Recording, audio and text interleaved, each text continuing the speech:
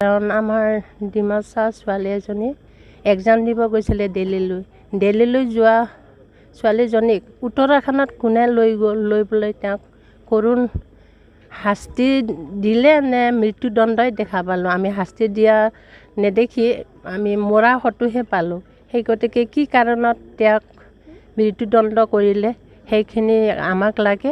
আৰু যোনে মৃত্যুদণ্ড কৰিছে তেওঁক আমি ইতিমধ্যে অতি সোনকালে ন্যায় কৰি সেই মৃত্যুদণ্ড কৰা মানুহখিনিক আমাক উলিয়াই দিবলৈ অসম চৰকাৰৰ মুখ্যমন্ত্ৰী হিমন্ত বিশ্ব শৰ্মাক মই অনুৰোধ কৰিছোঁ। আমাৰ ধনশ্ৰী অসম ৰাইজৰ বিভিন্ন জনজাতিৰ ৰাইজসকলে আজি গোট খোৱাসকলে সকলোৱে মৃত্যুদণ্ড কৰা মানুহজনক অতি সোনকালে আমাক উলিয়াই দিবলৈ মই অনুৰোধ কৰিছোঁ।